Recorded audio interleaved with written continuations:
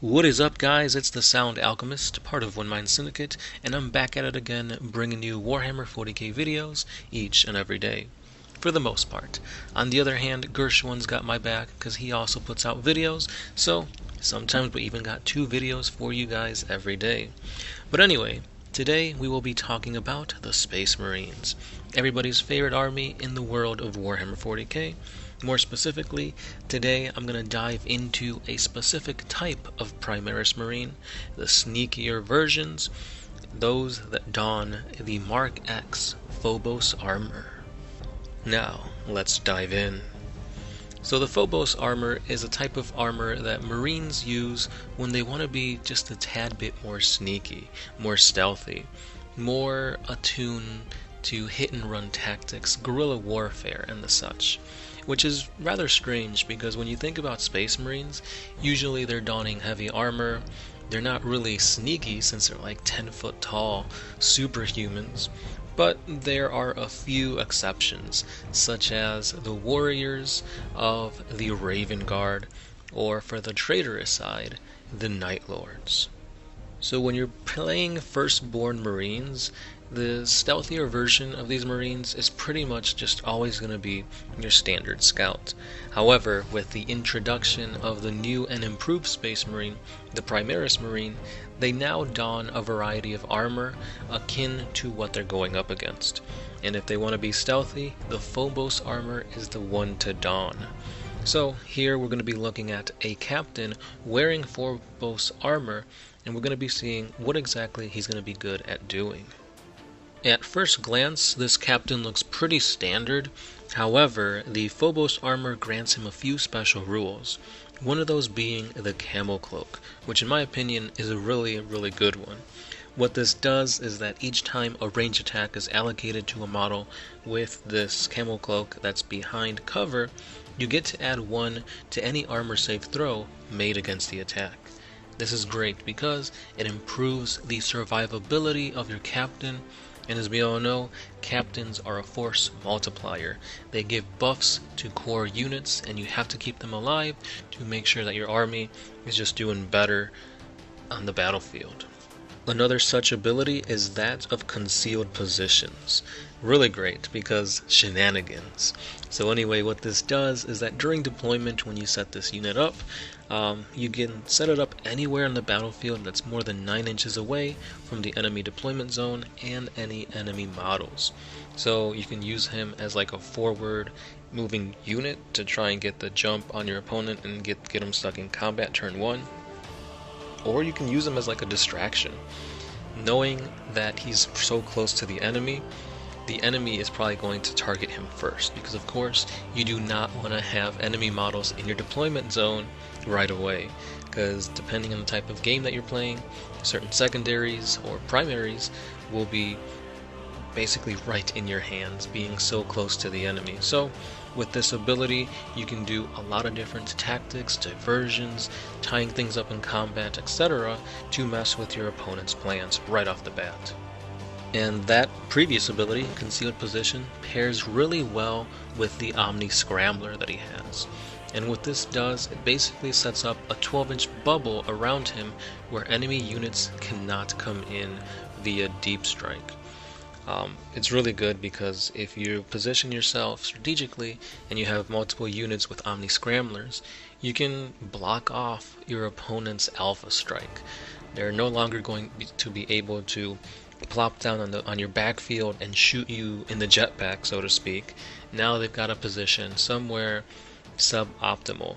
And again, shenanigans. It works great, and it's just fun to see the look on your opponent's face when you tell them, nope, you can't deep strike there.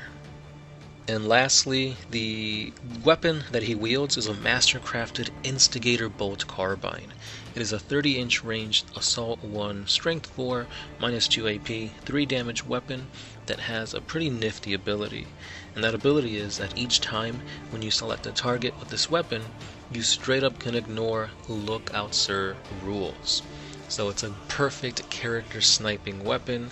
You can use it really well with the ability to use concealed positions. So once you see your opponent set up his warlord, you then want to set your warlord or your HQ in a position where you've got line of sight to him. So that way you can fire off and not have to worry about all those pesky lookout sir rolls. You may be able to snipe warlords this way. And since you got pretty much the whole board to deploy in, you can pretty much guarantee that if you go first, you might get a first turn warlord kill right off the bat. Another really amazing HQ that dons Phobos armor is that of the Librarian. This guy is the glue to any and all Phobos armies because his abilities work really well, synergizing with the abilities of other Phobos wearing Marines, as well as the cherry on top of all this is his psychic discipline. The abilities here are amazing. They work so in tandem with what you want to be doing with your Marines that you need to take them. It's almost a mandatory option if you're playing Phobos or trying to play a sneakier, stealthier type of Marine army. So in terms of wargear, he's got the same camo cloak and concealed positions ability as your captain, so you can play him anywhere on the battlefield as long as it's 9 inches away from the deployment of your opponent and any enemy models. And again, it's great. The only thing he does not have is the Omni Scrambler, so he doesn't have that anti-FU deep strike bubble that your commander has, but if you put them together, you can protect him from being charged from deep strikers. But anyway, let's get to the juicy stuff, and that is that psychic discipline. So I'm just going to cover the only 2 abilities that I think are worthwhile when taking this guy. And the first one is Shrouding, which is a Warp Charge 6, Range 18 Blessing, and it reads, Shrouding can target one friendly chapter Phobos unit within 18 inches of the Psyker, and until the start of your next psychic phase, unless that unit is the closest eligible target, enemy models cannot be targeted with ranged attacks. So this is really, really good. And why, you might ask?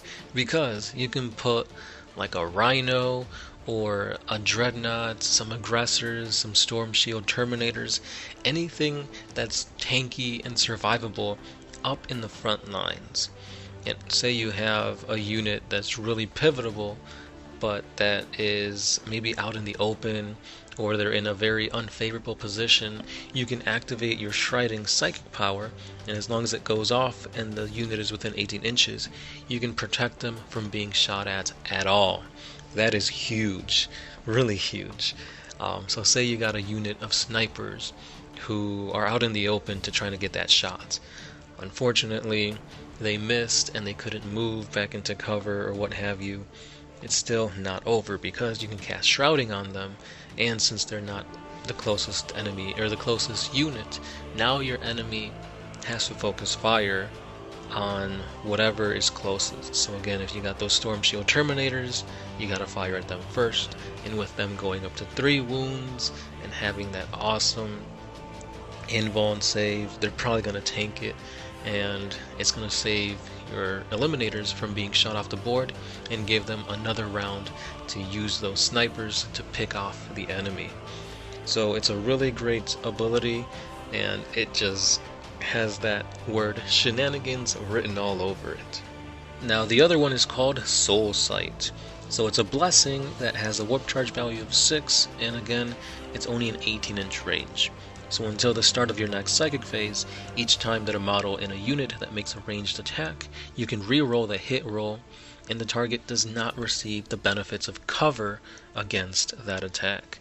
So good on those said snipers, or Eliminators as they're called, once again, because if you can cast off these 2 abilities, you're protecting them and you're making them so much more efficient, because now they re-roll to hits, and if your opponent is behind cover, it ignores that.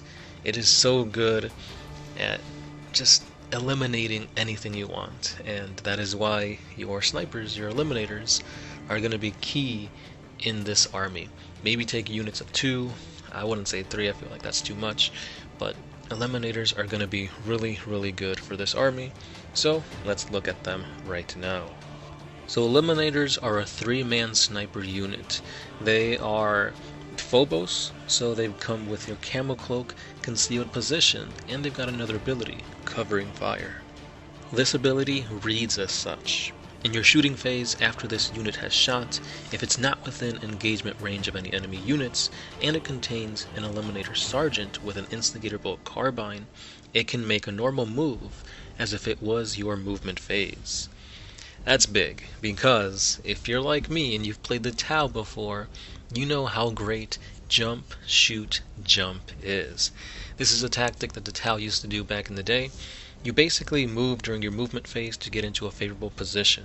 Then you fire your weapons, and then you're able to move again to go back behind cover, out of line of sight, and it's just a really fun tactic if you're playing it. It's really bad for your opponent, because it's like, well, he moved out of cover to get a shot on me, I should be able to fire back. Nope, because now they get that movement to go back into cover. It's really great. The only downside is that you have to have your sergeant be alive, and not just that, but also the sergeant has to have an Instigator Bolt Carbine, which it's not a bad weapon per se, but these Eliminators can be really devastating if you equip them with last Fusels. Now, a last Fusel is essentially a last cannon shot put into a sniper rifle. It's not as strong, but it's still pretty devastating. Range is 36, it's a heavy one-shot, strength is 8, AP is -3, and it deals 3 damage. So if all 3 of your models in this unit have last Fusels, you can potentially be doing 9 damage from this unit. Or if you want to have that mobility, you can then give your Eliminator Sergeant the Instigator Carbine, so that way you can move into position, fire with 2 last Fusels, and then move back into cover. Now it is heavy, so you will be shooting at a -1 to your BS, which would put it at a 3. But again, if you targeted them with your Phobos Librarian, they can re-roll the to hit with the Soul Sight ability. And not just that, but you're also ignoring cover. So tactics. It's very important as to where you put your librarian, because again, he's the glue. He's a better force multiplier, in my opinion, than the captain in Phobos Armor would be. So where the captain would be positioned near your Eliminators in order to allow that 12-inch bubble so that people can't just drop in and charge them, that's what he's used for. Then the librarian will be used as the buff to give them a better hit, ignoring cover, and as well as making them untargetable in case your opponent wants to shoot at them. So you've got a unit that can potentially put out 9 wounds a turn, that can't be charged at easily, and can't be fired at. This is annoying. This is really great if you're going to be playing the long game and just outshoot your opponent. So that's just a tactic that I wanted to cover with units that can use Phobos Armor. There are more units within the Space Marine Codex that don Phobos Armor. I might go over those in a different video, but for today I just wanted to let you guys know about this tactic that is out there, that is available, and overall your opinions on whether this tactic is usable. Is it too gimmicky? Is it too many points and too much time being spent on trying to deal just 9 wounds? But again, it could be better if you add more units of Eliminators, or you can just double all these, get 2 captains. Well, no, I guess you can't. It depends on the game size. Because I was going to say, if you get 2 captains and 2 Phobos Librarians, or maybe 1 captain and 2 Librarians, and then 2 or 3 units of Eliminators. I don't know, because then you also got to think about what other units in your army you have to supplement that. So it's all tactics, it's all army building. And yeah, it depends on what you guys want to do, really. But it's an interesting tactic that I plan on using with my Primaris Marine army that I'm slowly building. So let me know what you guys think. And that's all I got for today, guys. Hit this like button if you guys want me to cover more Phobos units, or maybe I should talk about the Primaris Marines who don Gravis armor. Let me know down in the comments below. And that's all I got for today. As always, this has been the Sound Alchemist, part of One Mind Syndicate, and I will be catching you guys in the next one. Peace.